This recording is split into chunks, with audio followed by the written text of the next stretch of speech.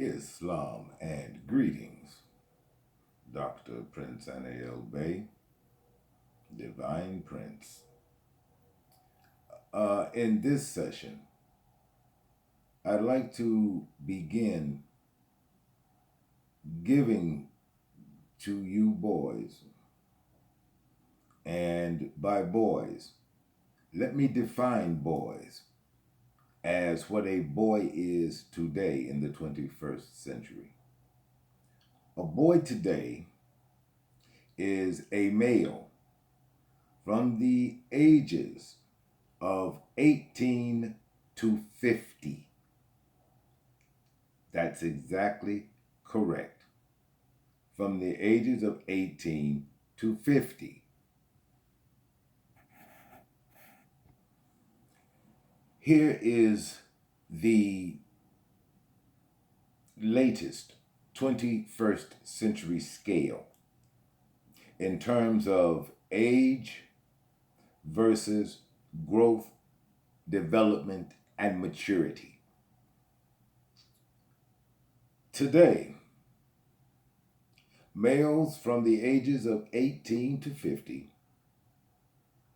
their mentalities are not on par with their age range. For example, you get a boy who is 20 or 21. He has the mentality of a 10-year-old. You get a boy 30 to 35. Well, that concomitant age group moves up to 15 years old. A 30 to 35-year-old man has the mentality of a 15-year-old boy. A boy in his 40s. He has the mentality of an 18-year-old. And at the age of 50, what I have learned after having interacted with many 50-year-old males, their mentality is that of an 18-year-old boy. An 18-year-old boy for a man of 50. Now, there are myriad reasons for this retardation in development. But the only one that I'm going to focus on for the purposes of these sessions is your birther. She is responsible for you being here and every other bad decision that she has made where you are concerned. And since she could not teach you how to be a man, or even the most basic tenets of manhood, I'm going to give them to you. And the first thing that a man should have is honor. Honor is a commodity that is not valued by you. It just isn't. A man does honor to his name. A man does honor to his family and his family name. Your name should mean everything to you. A man's name should be his passport to anywhere. Now, aside from what your birther did to you, you have control over your name. You have control over your name. Basically, you come to earth. I'm going to put these in terms that perhaps you can understand better. Because as I promised, when I speak to you, I'm going to make sure you understand every word I say. And the analogy that I'm going to use for your name and your honor is one that you're all familiar with. You come to earth with an 850 credit score and with great wealth.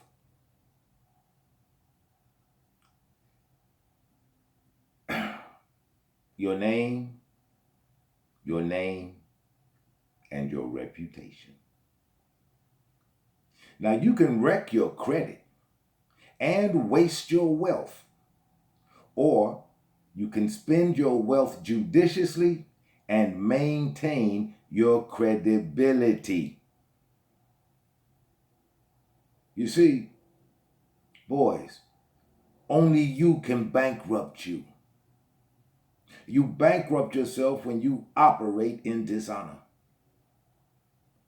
When you owe a debt after someone has been gracious and brotherly to you, you repay. You'll be no further ahead by not settling your debt than you would be by repaying. By ducking, lying, and those other low things like dodging people because you owe them. Those are low things. And you destroy your credit, meaning your credibility. And eventually your name means nothing. Your name means nothing. Only you can bankrupt you. You're the only one who can do that. The only one. And by doing these low things, you are bankrupting yourself and bringing dishonor to your name. This is why you can't be surprised when people you don't know about you. You see, your name and fame will reach people before they even see you to meet you. It's your name. And although you've never heard of it before, but you have definitely been active in it, that is the Community Credit Bureau. The Community Credit Bureau. That's where your credit report comes from. The Community Credit Bureau. Somebody sees you across the street and they're with somebody else. Man, that's so-and-so. And that's a grimy nigga there. You don't never want to have nothing to do with them. Your credit report. It's public knowledge now. You have no credibility. And that wealth you started out with, it's all gone. You wasted it. You wasted your wealth. Your wealth is your name. Your wealth is your name. And that Community Credit Bureau, oh, it's a real thing. You see, a man keeps his name clean for the sake of his future. That is what a man does. He keeps his name clean because he needs his name. That honor that I spoke of, that honor is guided and sustained by a moral compass. A moral compass. When you shoot babies, what you demonstrate to the world is you have no moral compass. And because you are so steeped in your antisocial behavior, you have absolutely no consideration for the life of anyone else. You have no honor. There is no honor in you. Your Bertha couldn't put that in you because she has none. She has none. Bringing you into the world without a father is the most dishonorable thing that a woman can do, especially when she doesn't have to. But as a man, you should never let the sun set on your promises. As an honorable man, you can't afford to do that. And I know you boys didn't have the benefit of these words. I know you didn't. And as you grew into an older boy, as you grew older from a boy, your birther couldn't impart them to you or imprint them on you because she was a little girl when she birthed you. She was a little girl. She was a little girl who knew absolutely nothing. She certainly didn't know how to raise a child. She was a child herself and could not teach you to be honorable because she dishonored herself by getting knocked up with you without the benefit of an obligation to your sperm donor. He is also a dishonorable boy. 2 months after she brought you home, you were work that she wasn't prepared for. That's 2 months after you came home from the hospital. You see? And you also work she hadn't counted on. You were a doll to her. And because she still had that little girl mentality, you were just a toy. Until things got real. And it dawned on her one day that she actually was responsible for you. She panicked. Because this is real now. See, it got too real. She got to get up to you every day. That little 3 minutes she spent getting knocked up with you. She wasn't prepared for all of this. You're a lot of work. You're a baby. And so is she. And the way I know it, babies cannot take care of babies. And so, now, I'm going to share something with you. And I don't see where any other mental health professional has ever made the connection. But there's a correlation between the way your birther treated you as a child, especially if all you got were cuss words, hit all the time, and just the feeling that she didn't want to be bothered with you.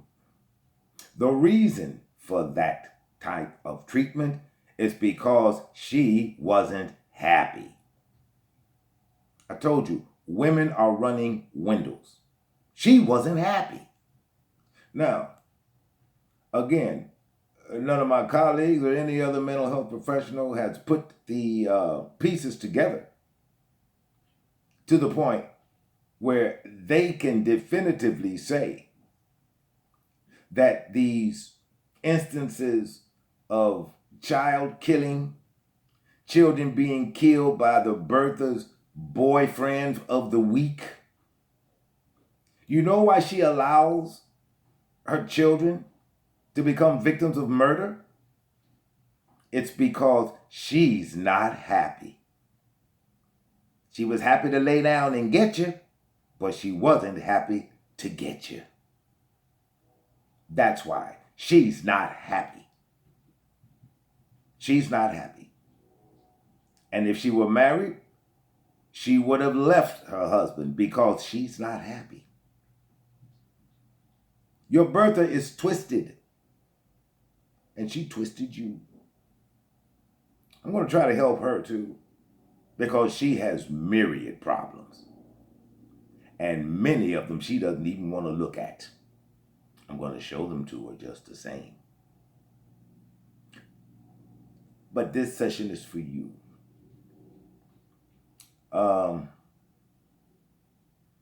Because she wasn't happy, at that moment, when she realized, I'm not happy and this is too real, she checked out. She checked out. And that is why I said to you in the last video, the day you were brought home, you were abandoned. You were abandoned.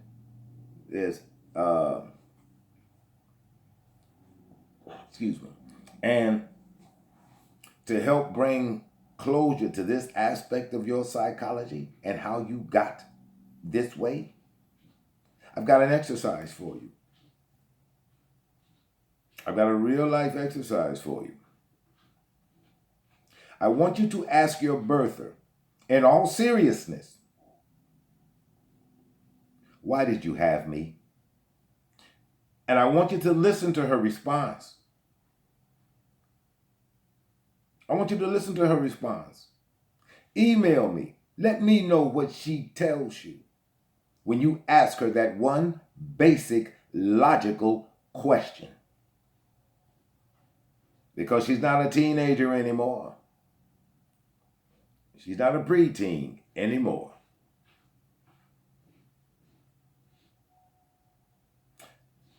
I hope you all are taking notes as I suggested, because these sessions are for you, and unless you read your notes, it'll be difficult for you to understand more about why you are the way you are.